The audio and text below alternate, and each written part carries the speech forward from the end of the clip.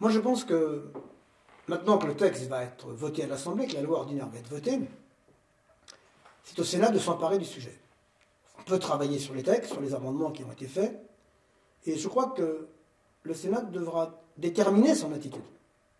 Entend-il être la Chambre responsable, la Chambre haute, qui l'affirme, ce que je peux penser, ce que je crois par ailleurs, et par là même prendre le débat avec de la hauteur, en allant au fond sur les articles, en discutant vraiment de la loi.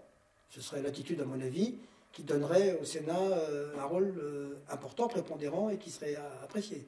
Ou bien le Sénat va-t-il, de façon détournée, jouer lui aussi la montre, essayer de faire repousser le débat, de le faire allonger, de multiplier les amendements à droite et à gauche par ailleurs, et faire en sorte que ce ne soit pas l'attitude de l'Assemblée nationale, mais une attitude un peu plus, j'allais dire, plus larvée, moins apparente, mais en fin de compte, qui aurait le même but d'empêcher le gouvernement de faire voter le texte au bout. Donc on va voir. C'est au Sénat de prendre ses responsabilités.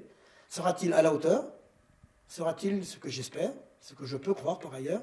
Ou bien sera-t-il lui aussi un opposant systématique en ne souhaitant qu'une chose, par des artifices de procédure, essayer de repousser le texte? Alors pour bien comprendre, vous pensez qu'en décalant de 2 semaines, l'objectif pourrait être de tout simplement mettre des bâtons dans les roues de la réforme?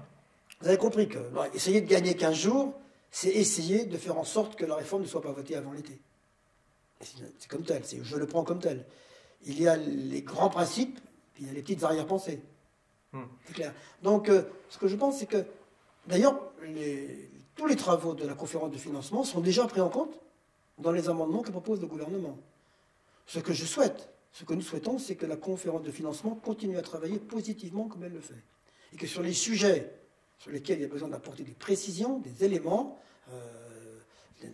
pour la loi, eh bien, ils soient au fur et à mesure où ils sont validés par les partenaires sociaux, on puisse les introduire. Ce qui fait que d'ici la fin avril, j'espère qu'on aura pu discuter et aboutir sur un certain nombre de sujets qui sont importants. Et est-ce que refuser finalement ce report de 2 semaines, c'est pas braquer le Sénat et finalement faire en sorte qu'il organise un peu la même chose que ce qui s'est passé à l'Assemblée? Je suis un peu habitué depuis pas mal d'années à ce que le Sénat trouve les motifs de se braquer et trouve toujours des lignes rouges qui lui permettent de se braquer le lendemain.